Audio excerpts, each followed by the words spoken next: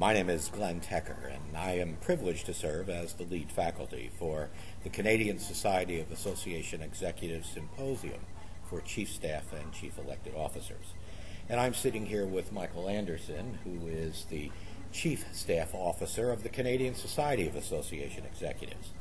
Most importantly, Michael is a multi-time alumni of that CSAE program. So, Michael, both from your position as the Executive Director of CSAE and having attended as a chair of an organization at one point, tell us a little bit about what that experience has enabled you to do with your Chief Elected Officer partner that you might not have been able to do otherwise.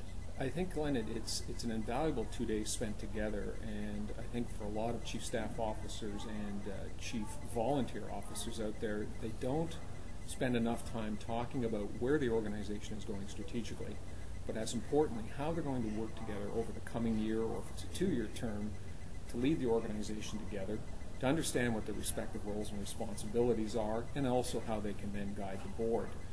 As you've mentioned, I've been to the session many times, and as an individual who has come on a number of occasions, I've found each and every year there's something new to learn.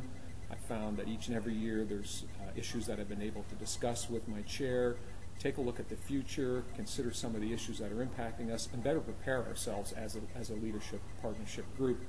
And I think that's really critical in this day and age with where associations are at, that the chief staff officers have to understand that they can't go on their own, but neither can their chief volunteer go on their own. And it's like a marriage.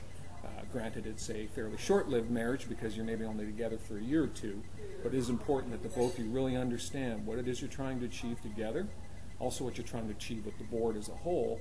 And I think for me, the end result has always been that out of this comes some very tangible outcomes that really are driving benefits to your members, which is the most important thing.